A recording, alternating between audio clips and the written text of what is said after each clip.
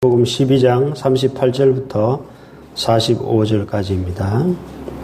그때 서기관과 바리새인 중 몇 사람이 말하되 선생님이여 우리에게 표적 보여주시기를 원하나이다.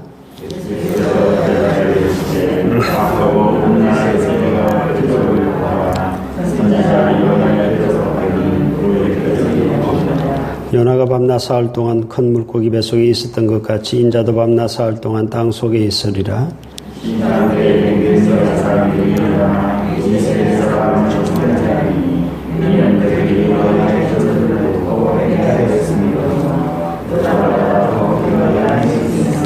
심판 때 남방 여왕이 일어나 이 세대 사람을 정죄하리니 이는 그가 솔로몬의 지혜로운 말을 들으려고 땅 끝에서 왔음이거니와 솔로몬보다 더 큰 이가 여기 있느니라.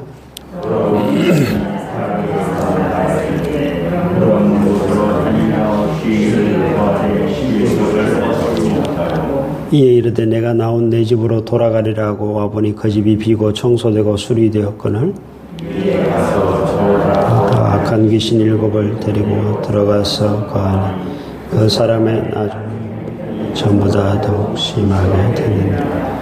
이 악한 세대가 또한 이렇게 되리라. 아멘. 서기관과 바리새인들이 예수님께 나와서 한 가지 요구를 하게 되죠. 선생님, 우리에게 표적을 하나 보여주십시오. 말로는 점잖게 그렇게 하지만 야, 표적 한번 보여봐 라는 이야기입니다. 그동안 수많은 표적을 봤잖아요. 죽은 자까지 살아나는 것을 봤잖아요. 근데 뭔 또 표적을 보이라는 이야기입니까? 참. 여러분, 바리새인들의 이 말 속에는 나 너 못 믿겠다는 말입니다. 나 너 메시아로 인정 못하겠다는 말입니다. 그러니 그 완악한 마음을 가지고 예수님에게 표적 한번 보여봐. 네가 메시아임을 나타내는 증거로 기적 한번 나타내봐 라고 이야기를 한 것입니다. 예수님께서 이렇게 대답하셨습니다. 악하고 엄나는 세대가 표적을 구하나 요나의 표적밖에 너에게 보일 표적이 없느니라. 요나가 밤낮 사흘 동안 물고기 뱃속에 있었던 것 같이 인자도 밤낮 사흘 동안 땅 속에 있으리라 라고 말씀하셨습니다. 즉 예수님께서는 자신이 죽으실 것을 메시아임을 나타내는 증거다. 죽는다라고 예수님께서 역설적으로 말씀을 하셨습니다. 그리고 이 말씀을 주셨는데요. 심판 때 니느웨 사람들이 일어나서 이 악하고 엄난한 세대를 정죄하게 될 것이다. 요나의 회개를 듣고 회개하였지만 너희는 그렇지 못하구나. 요나보다 더 큰 이가 여기 있다. 하나님의 아들이 회개를 선포했잖아요. 그런데 회개하지 않는 그 악한 세대를 향해서 요나의 회개를 듣고도 회개했던 그 니느웨 사람들이 일어나서 마지막 때 너희를 정죄하게 될 것이다 말씀하셨고요. 심판 때 남방 여왕이 일어나 이 세대 사람을 정죄하게 될 것이다. 남방 여왕은 솔로몬의 지혜를 들으려고 멀리서 왔거니와 솔로몬보다 더 큰 이가 여기 있다.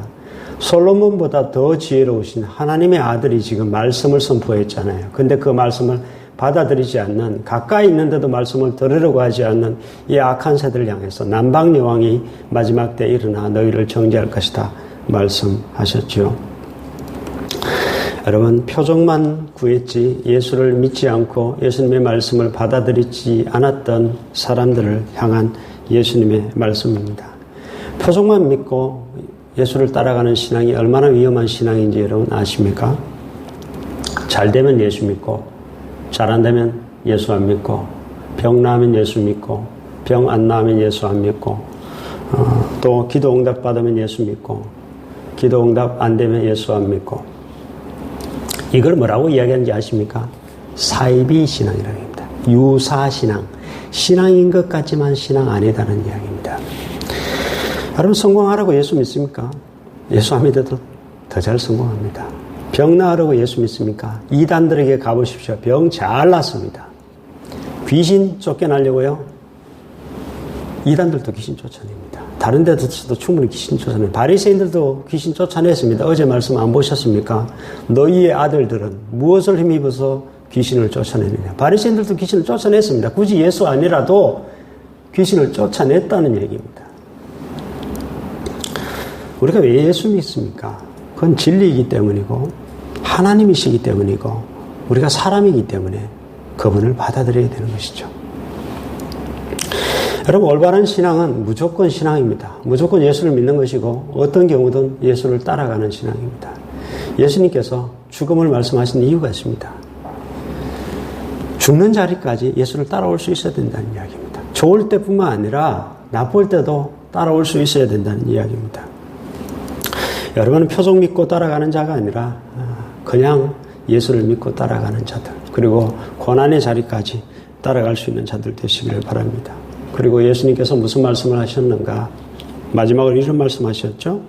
더러운 귀신이 사람에게서 나갔을 때에 쉴 곳을 얻지 못하고 돌아다니다가 다시 자기가 나온 집으로 되돌아와 보니 깨끗하게 청소되어 있으니까 더 악한 귀신 7을 데리고 들어와서 살리게 되니까 그 사람의 나중 형편이 더 심하게 되었다라는 예수님의 말씀인데, 끝부분이 중요합니다. 이 악한 세대가 바로 이와 같이 될 것이다 라고 예수님께서 말씀하셨습니다.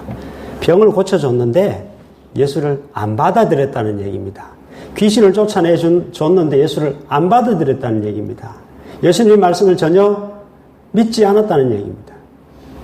바로 그런 세대들이 바로 이와 같이 될 것이다 라고 말씀하셨습니다.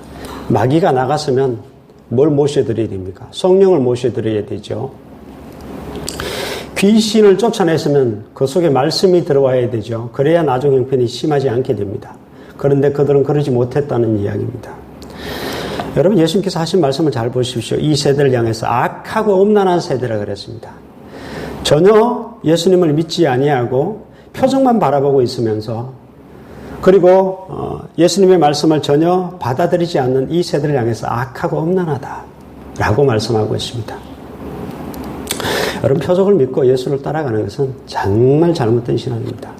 우리가 정말 예수를 뭘 붙잡고 따라야 되는가 하면 말씀을 따라가는, 말씀을 믿고 따라가는 겁니다. 말씀을 순종하면서 따라가는 거예요. 이것이 진짜 올바른 신앙이라는 것이죠. 여러분, 힘들어도 예수를 믿고 또 예수님의 말씀을 순종하고 따라가는 그런 진짜 신앙인들 되시기를 바랍니다. 가짜 사이비가 아니라 정말 주께서 말씀하시는 악하고 음란한 세대가 아니라 정말 진실되고 정말 선하고 올바른 그런 세대가 될 수 있기를 주의 이름으로 축복합니다. 기도하겠습니다. 하나님 아버지, 수많은 기적을 체험하고도 여전히 예수를 믿지 아니하고 주님의 말씀을 받아들이지 아니하고 너 한번 표적 보여봐 라고 끝까지 완악하게 말하고 행동하는 악하고 음란한 세대들을 향해서 주께서 심판을 선포하셨습니다. 주님, 우리 또한 이러한 악하고 음란한 세대가 되기 쉽다는 것을 우리 마음속 솔직히 들여다보면 우리는 그것을 인정할 수밖에 없습니다. 주님, 표적 보고 주를 따르는 신앙이 아니라 그저 아무런 조건 없이 주를 따라가고 주를 믿으며, 또한 표적을 보고 따라가는 신앙이 아니라 말씀을 따라가는 그런 신앙들 되게 하셔서 주님, 우리는 악하고 음란한 자들이 아니라 정말 진실되고 선한 자들, 참된 신앙인들, 가짜 신앙인이 아니라 올바른 그러한 참된 신앙인들 다 될 수 있도록 주님 축복하여 주시옵소서. 사랑이 많으신 예수 그리스도 이름으로 기도드립니다. 아멘.